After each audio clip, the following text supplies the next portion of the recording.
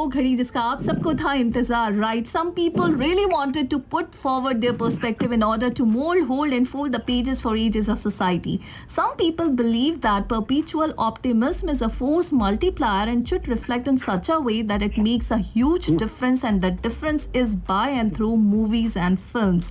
जी हाँ listeners, आज हमारे साथ जो guest over the phone मौजूद हैं, he is truly a believer in all, a very positive thinker, a realistic filmmaker. He is Mr. Hansal Mehta. A very good morning, sir. A huge welcome to FM 107. How are you doing?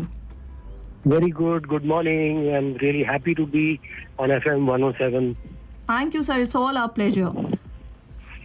Sir, let's talk about a movie which got high adulations, and mashallah, you won the National Film Award for Best Direction. The movie is Shahid. What was the whole perception of yours behind this movie? Shahid, I made Shahid because, I had read a newspaper item in 2010 called Shahid Azmi, who was killed in his office. Right. So it was a normal headline in the papers. I read little more and I found Shahid Azmi to be a very, very fascinating and a very important character for our times. So Shahid was 32 when he was killed, and he was a young man who as a young boy was angry with the system, and to fight the system, he first, took on the path of radicalism. He tried to become, join militant outfits in order to express his anger. But, he realized that was not the path. That was not the path. If you had to change the system, you had to do something more. And that was to, be within the system to change the system. You need to be within the system. That's very correct. बहुत अच्छी बात कही आपने sir. So he became a human rights lawyer, and human rights lawyer बनकर उन्होंने he had a short career of 8-9 years, but he left behind उन्होंने मतलब जो रोशनी जो छोड़ी, he's shown a light on human rights and how the marginalized could be protected, their rights could be upheld by being within the law. He became one of India's best human rights lawyers. Wow, that story was really really fantastic. बहुत अच्छी story. अच्छा sir, हमने ये देखा है कि आप ज़्यादातर जो है वो रियलिस्टिक फिल्म्स बनाते हैं, प्रैग्मेटिक फिल्म मेकर माने जाते हैं, तो कितना चैलेंजिंग होता है इस तरह की फिल्म्स को डायरेक्ट करना, उनको लोगों तक पहुंचाना, और फिर उसको जो है कमर्शियल उसके जो प्रॉफिट्स हैं किस तरह के, मतलब आप किस तरह की आपकी सोच होती है जब आप इस तरह की मूवी बनाते हैं कि आपको नहीं लगता कि थिकली कमर्शियल बेस्ड जो मूवीज़ हैं वो बनाई जाएँ तो वो ज़्यादा हों? मैं सबसे पहले तो मैं ये मानता हूँ कि प्रॉफिट जो होता है वो बजट की वजह से होता है, वो बॉक्स ऑफिस की वजह से नहीं होता है. कि अगर आपकी फिल्म का बजट वैसा हो कि जिसमें आप अपनी कहानी भी कहो, आप अपनी बात भी कहें और कुछ नया भी करें, और साथ साथ में प्रोड्यूसर के पैसे डूबे नहीं, अगर ये आप इंश्योर कर सकते हो तो आपकी फिल्म प्रॉफिटेबल है. तो मैं कोशिश ये करता हूँ कि फिल्म प्रॉफिट अपने बजट के जरिए हो, कि बजट जितना कम से कम हो, कम कंट्रोल में रहे, तो फिल्म उतनी ज्यादा, क्योंकि मैं जानता हूँ कि जिस तरह की फिल्में मैं बनाता हूँ, जिस तरह की कहानियां मैं कहता हूँ, उन कहानियों के लिए एक ऑडियंस जो है वो बनाना पड़ता है, एक ऑडियंस बढ़ाना पड़ता है. हर फिल्म से ऑडियंस बढ़ता है. तो वो जो ऑडियंस बनाने के लिए जो एक सैक्रिफाइस होता है वो है कि भाई आपको टाइट बजट में फिल्म बनानी पड़ती है, और वो मैं उसके लिए वही एक चैलेंज होता है जिससे मैं अभी वाकिफ हूँ. अच्छा, सही. तो ये एक चैलेंज होता है जिससे आप वाकिफ हैं, ये कहते हैं, मतलब है चैलेंज इस तरह की मूवीज को बनाना. जी. अच्छा सर, एक और मूवी का जिक्र मैं यहाँ करूंगी, and that movie is called Aligarh. Since I myself am is from the same city and the same place, so I saw that movie. And I was wondering that the incident is very much common and it's very much rampant in the society. So what was that one thing that really intrigued you to spoke about it? वो actually मुझे again किसी ने एक लड़की थी ईशानी बनर्जी करके, उन्होंने मुझे ये एक आर्टिकल भेजा था उन्होंने, और कहा था मुझे कि भाई ये कहानी है, क्या आप एज ए फिल्म मेकर बनाना चाहोगे? और मैंने कहानी पढ़ी, मराठी सिखाते थे अलीगढ़ मुस्लिम यूनिवर्सिटी में, राइट। और कैसे उनको अपनी नौकरी से सस्पेंड किया गया था क्योंकि कुछ लोग उनके घर में, उनके प्राइवेट मोमेंट्स में उनके घर में आके उनको फिल्म किया दूसरे मर्द के साथ शारीरिक संबंध रखते हुए। तो वो जो सोसाइटी का नजरिया एक ऐसे आदमी पर जो हमसे थोड़ा, जिसके सेक्सुअल प्रेफरेंसेस हमसे अलग है लेकिन बाकी समाज का पूरी तरह से हिस्सा है, तो वो जो that social discrimination because of your private life, वो मतलब मुझे बहुत ही एक स्ट्रॉन्ग मैसेज दिखा उसमें। एंड अलीगढ़ बेसिकली मैंने यूज किया है as a metaphor for society at large, जो लोगों को अपनी प्राइवेट जिंदगी को खोल के जीने नहीं देती है। क्योंकि मैं जो भी करना चाहूँ, to consenting adults in the privacy of their bedrooms can do anything that they want. Society has no right to intrude or to judge people based on their private lives. अच्छा सर, आपने अपने career का जो शुरुआत की वो television show से की और वो था खाना खजाना, वेरी पॉपुलर शो।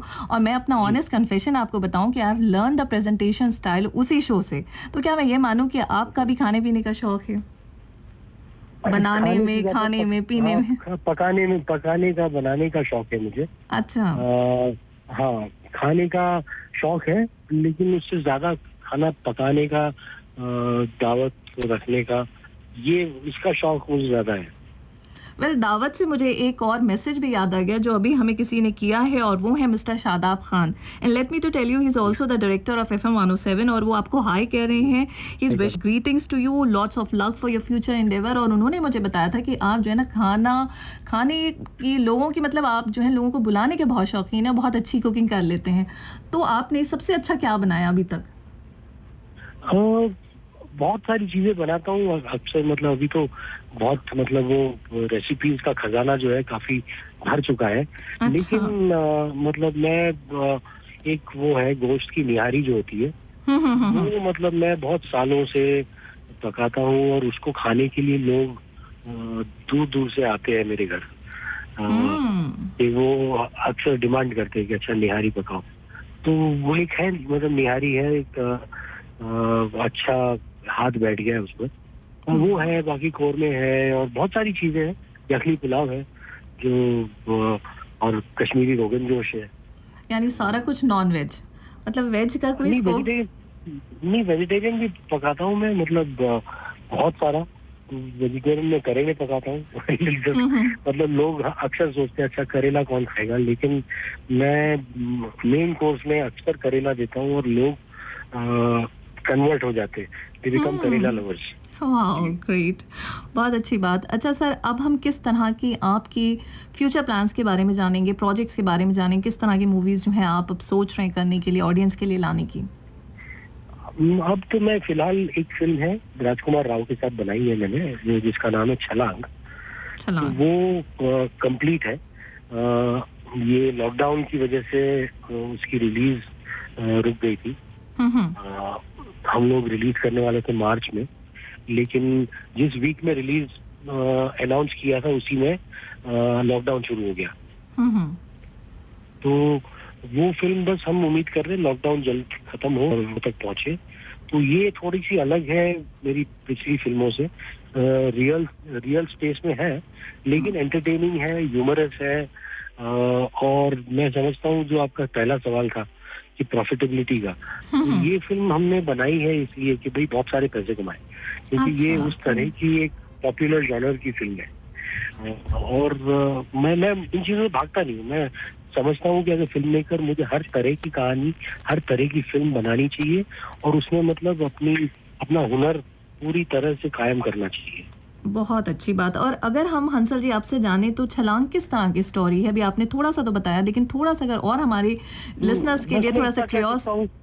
जी, मैं ज्यादा कह नहीं सकता हूँ क्योंकि फिल्म अभी तक उसके कुछ पोस्टर्स आए थे, हमने जब अनाउंस किया था उसकी रिलीज डेट को, तो वो उससे आपको समझ में आएगा कि ये एक सोशल कॉमेडी है, जो जिसमें राजकुमार राव टीचर बने हैं, और इसमें स्पोर्ट्स है और ड्रामा है और मतलब बहुत सारा ह्यूमर है। इसको प्रोड्यूस किया है लव रंजन और भूषण कुमार ने और अजय देवगन, ये 3 प्रोड्यूसर्स हैं। तो लव रंजन जैसे आप जानते हो, वो उन्होंने प्यार का पंचनामा जो फिल्में हैं, जो बहुत ही सक्सेसफुल फिल्म है, और सोनू के टीटू की स्वीटी जो 2018 की बहुत बड़ी हिट थी, राइट। ये सब लव ने प्रोड्यूस की थी और प्रोड्यूस, डायरेक्ट और लिखी थी। तो ये छलांग लव की लिखी हुई फिल्म है। वाओ, बहुत अच्छी बात। मतलब वो लव का एंटरटेनमेंट है और मेरा क्राफ्ट है, तो देखिए इंशाल्लाह बहुत अच्छी होगी हंसल जी, हमारी बहुत सारी विशेस आपके साथ हैं। अच्छा sir, when we talk about the realistic film makers, we always wanted to know from their dream projects, क्या पॉसिबिलिटीज ये हैं कि आने वाले दिनों में आप इस पेंडेमिक पे भी, इस कोविड के ऊपर भी फिल्म बनाएं?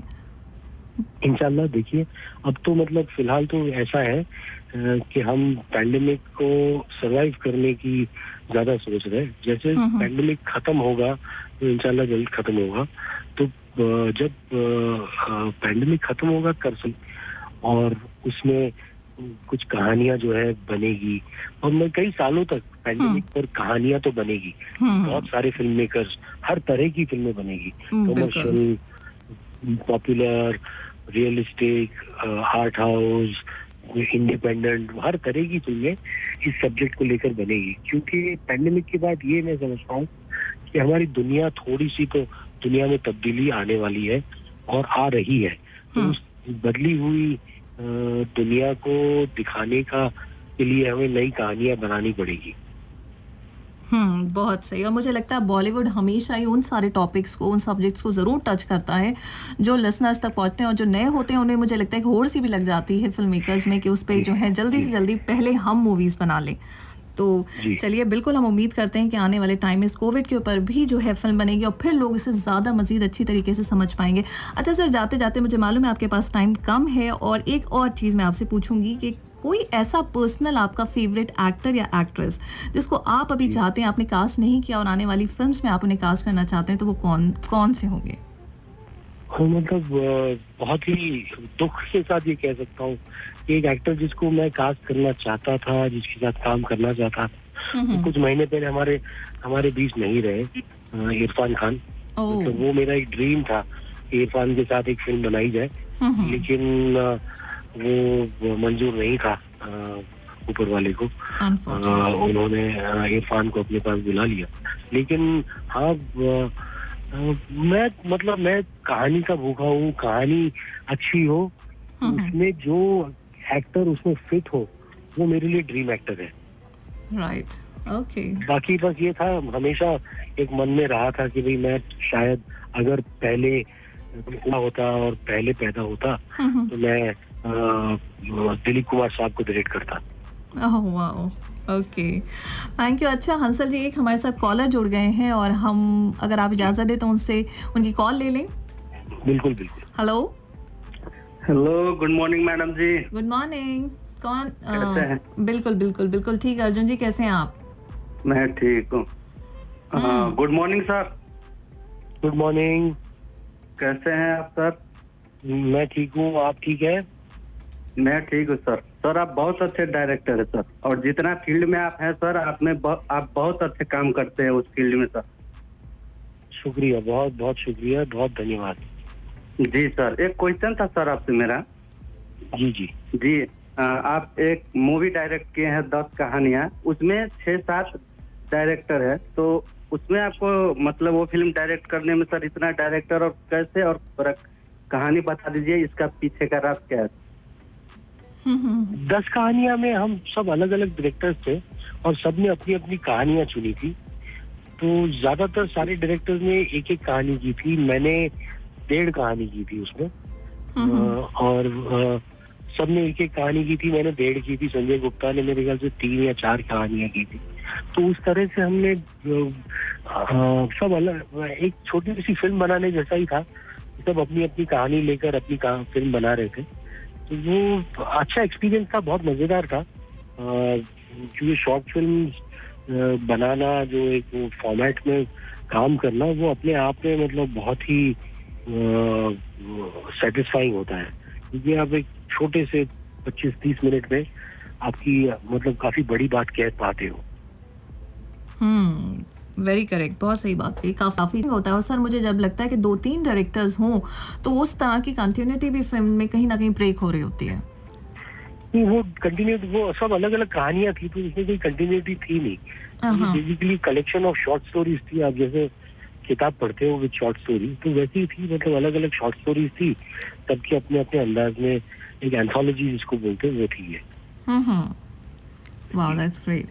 अच्छा सर, हम madam ji, thank you Arjun ji, thank you so much आपका हमसे बात करने का। Okay, bye. Okay, good bye, thank you, bye. अच्छा सर, हम ये भी हमने सुना है कि आप जो है अब राइटिंग की तरफ बढ़ रहे हैं, तो किस तरह की राइटिंग करने की सोच रहे हैं और क्या प्लान्स हैं आपकी राइटिंग के हवाले से? राइटिंग की तरफ मैंने ऐसा पता नहीं, कभी नहीं कहा था। मेरी एक फिल्म है ओमेर्टा करके, जो 2018 में रिलीज हुई थी Z5 पे। अभी पता नहीं कतर में वो चैनल आता है या नहीं, वो मतलब Z5 जो है वो OTT प्लेटफॉर्म है, तो उस पर वो फिल्म आने वाली है ओमेर्टा नाम की। ओमेर्टा, तो वो मैंने लिखी थी, और वो इसलिए लिखी थी क्योंकि वो उसको बनाने में स्ट्रगल काफी था। बहुत सालों से मैं उस कहानी को कहने की कोशिश कर रहा था, और मैं किसी राइटर को अपने साथ घसीट नहीं सकता था उस लंबे संघर्ष में, मैंने इसलिए खुद ही लिख ली थी। बाकी मतलब मैं राइटिंग का जो डिसिप्लिन है वो मुझ में ज्यादा है नहीं।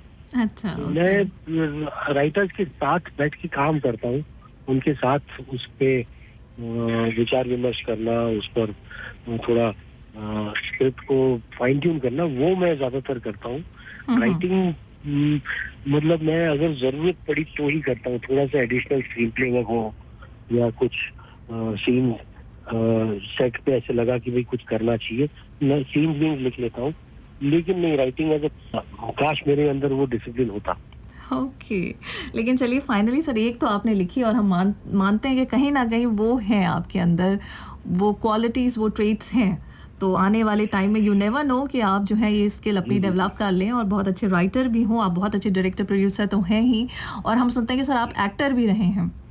ये बात कहाँ तक सही है? ये तो IMDb पे उन्होंने रखा है। अच्छा, मतलब एक्टिंग नहीं की है, मैं सिर्फ जो होता है ना एक पासिंग शॉट देता है आदमी, अनुराग कश्यप की फिल्म थी that girl in yellow boots, उसमें उसके पास, अनुराग के पास बजट था नहीं बिल्कुल, तो उसने सारे दोस्तों को बुला बुला के काम करवाया उसमें, तो उसमें मैं भी चला गया था। ओह अच्छा, ओके। हाँ, उसकी सिर्फ बजट, पैसे बचाने के लिए मुझे बुलाया था, तो मैं बेसिकली पैसे बचाने वाला एक्टर हूँ। अच्छा, सही है सर, बहुत अच्छी बात। अच्छा सर, अब जाते जाते मैं चाहूंगी कि एक लास्ट मैसेज हमारे तमाम FM 107 के लिसनर्स के लिए आप क्या देंगे? बस इतना कहना चाहूंगा कि आप सब stay fit, stay healthy, and please take care, कि ये पैंडेमिक अभी तक गया नहीं है, और वो आप अपना ख्याल रखेंगे तो दुनिया कायम है। बस वाकई बहुत अच्छा मैसेज है। Stay safe and stay healthy, ये हम आपसे भी कहेंगे sir. Thank you so much आपका हमसे बात करने का, आपका वक्त निकालने का, वक्त देने का। Thank you so much sir, thank you, it was pleasure talking to you. Take care, bye.